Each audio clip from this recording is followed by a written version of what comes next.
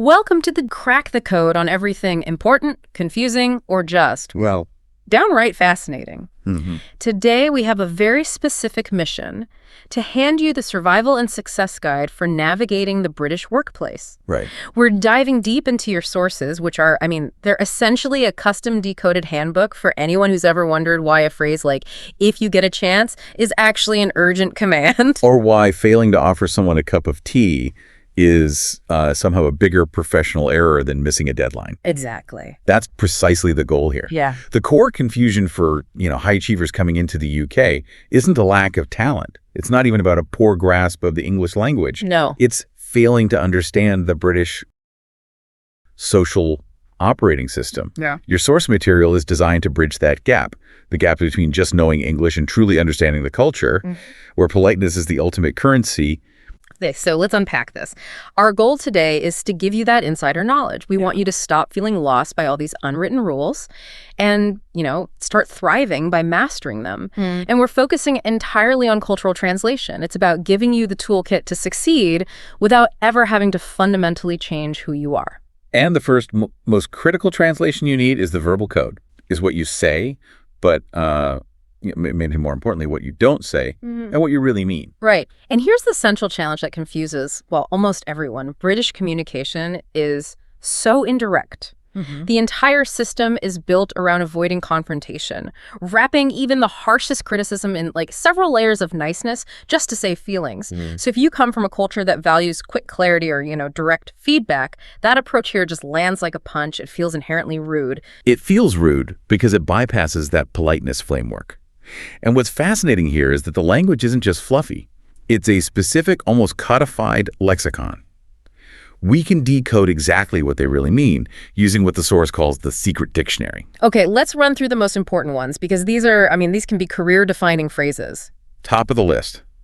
When a colleague says your work is not bad. Ah, yes. Not bad. That is not mediocrity. That is, in fact, high praise. It's a quiet cheer that means actually pretty good or even brilliant. Understatement is truly the national sport. You have to adjust your recognition dial. So as understatement is the national sport, what's the danger for someone coming from a culture where you expect, clear, positive affirmation? The danger is not recognizing your own success and potentially overcorrecting. If you think not bad means you need to work harder, you might miss the signal that you just hit a home run. You need to look for that bright, almost casual tone that signals a win rather than expecting a fanfare. That's a crucial insight. Okay, now let's handle the dangerous phrases. What about, that's ambitious? Ah, that's ambitious. This is a classic. It's criticism cushioned in a positive adjective.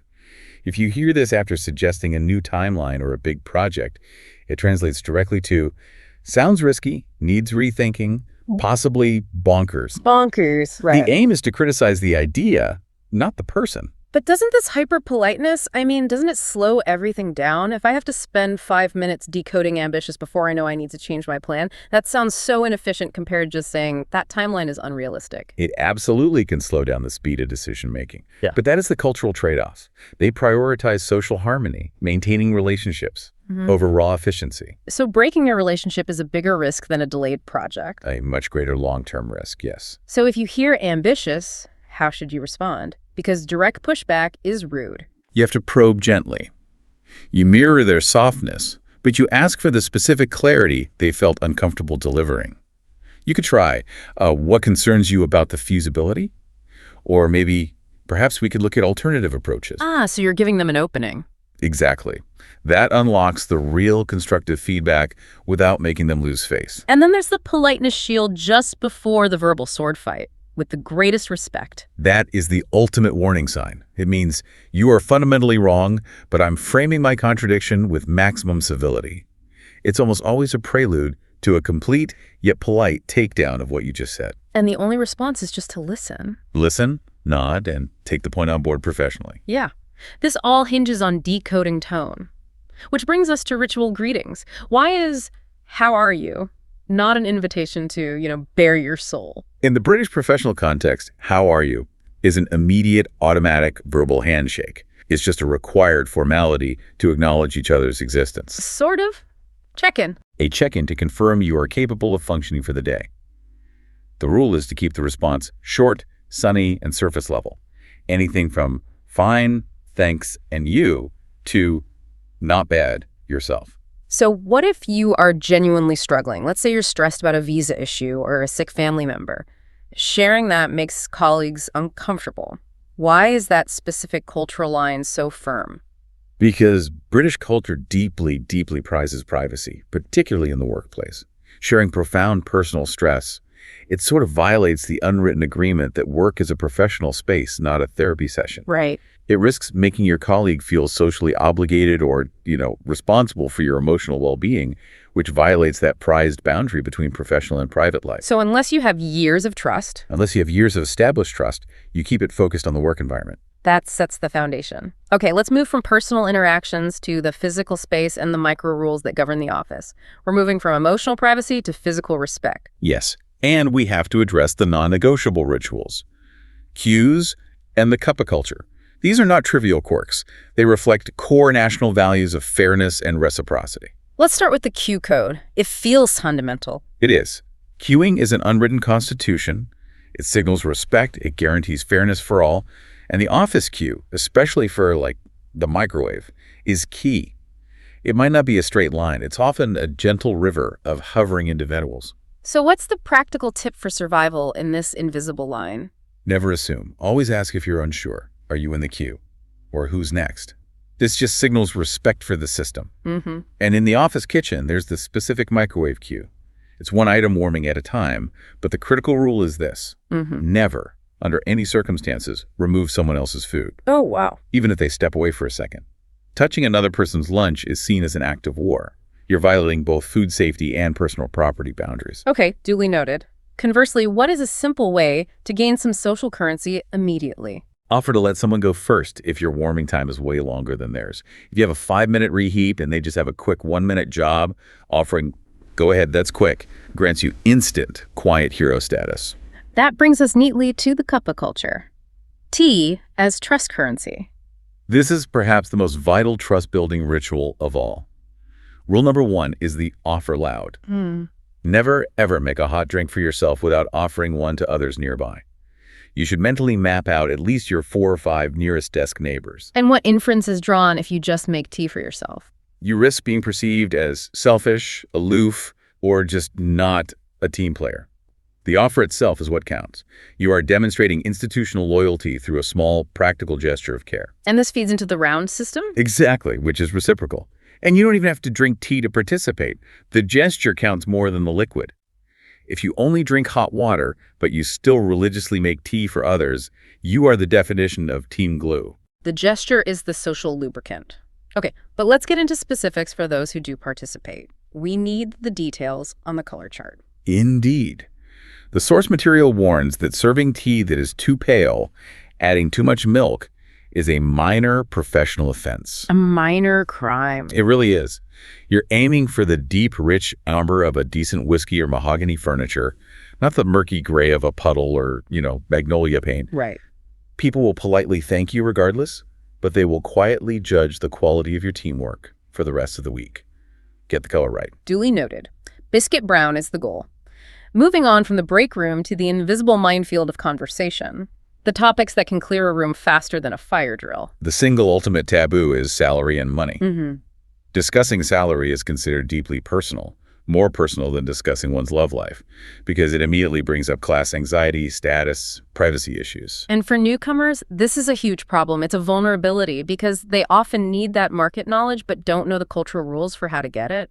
Exactly. Yeah. So if you can't ask colleagues what they earn, and the social fallout of breaking this rule is so severe, how do you know if you're being underpaid? That's a massive professional challenge. So what's the solution? The British solution is non-confrontational. Research, don't ask. You have to gain the knowledge without violating the social contract. This means leaning heavily on objective, professional, and impersonal methods. Like what? That means using salary comparison websites like Glassdoor, PayScale, and Indeed, checking job advertisements for salary ranges, and crucially, talking to recruitment agencies. It is literally a recruiter's job to know the market rate, so you can leverage their knowledge without causing any office. You maintain that sacred privacy boundary while still protecting your own financial interest. What other big topics share this kind of high-level taboo status? Politics and employment contracts are strongly off-limits. Politics taps directly into regional and class identities, which are deeply guarded in professional settings. Health and illness are also limited.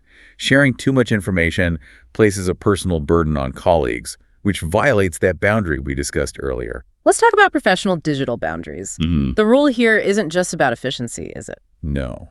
It's about institutional loyalty and trust.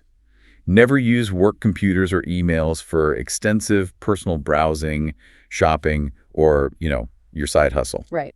While IT monitoring is real, the cultural inference is that you're stealing institutional time and resources. And that just compromises trust. It suggests a lack of professional respect for the employer. And what about social media? The source gives a very clear warning about Facebook. The general rule is simple but critical. No friend requests on personal platforms like Facebook or Instagram unless you were explicitly invited, and that's typically after years of working together. Keep those spheres separate. You have to. LinkedIn is the designated professional playground. The warning in the source material is powerful. If you misuse the feature of trust by going too fast, too personal, too deep online with colleagues, you risk being temporarily blocked from professional trust. You push the digital boundary and the professional door just quietly closes. Exactly. And for apps like WhatsApp, if you're in a work group, keep the conversation strictly professional. No unsolicited memes, politics, or jokes unless the group culture explicitly permits it. That sets the stage for success, but now for the final puzzle. How do you advance in a culture that actively dislikes self-promotion? How does the quiet achiever get noticed? Trust. Trust is the absolute foundation. Managers expect you to be proactive and reliable. This means being honest, especially with bad news, lateness, illness, or mistakes. A message about illness sent at 7 a.m. is far, far preferred over a manager chasing you at 9 a.m. And crucially, Brits are forgiving of honest, transparent errors. If you break a scanner and immediately report it, that's fine.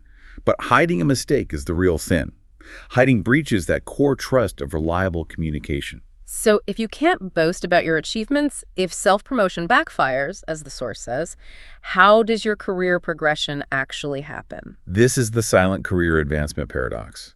Managers view direct boasting as a bit much, or even a sign of insecurity. Instead, the focus is on quiet competence and consistency. The reliable wheel gets the promotion. So trust accumulates. It accumulates through consistently delivering, helping others, being that dependable cornerstone. Your reputation speaks for you without you ever having to announce it. That is so counterintuitive for many people who feel they need to aggressively sell their successes. So what's the strategic path for the quiet achiever who wants to move up? The conversation has to be focused on learning and pathways, not demanding titles.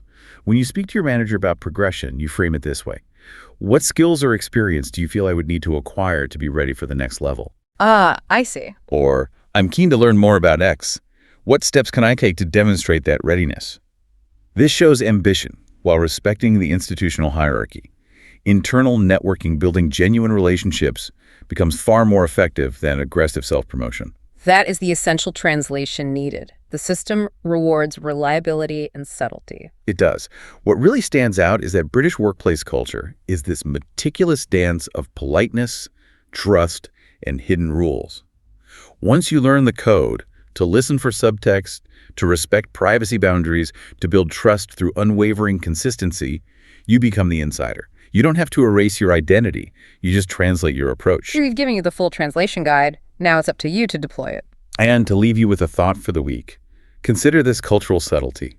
The British farewell, cheers. It's incredibly versatile. It's used equally for thanks and for goodbye. So if a colleague says, cheers, mate, see you later, are they being dismissive? Or are they expressing gratitude for your interaction and wishing you farewell simultaneously? The code demands you interpret the kindness and the gratitude in the gesture. So here's your challenge. Which simple, everyday British phrase will you practice this week to instantly show you are learning the code, even if you get the color of the tea slightly wrong? Will you try using not bad as a genuine compliment, maybe spot on to affirm a good idea, or simply deploying cheers for thanks? Practice that one phrase and you're already one step closer to becoming the office insider.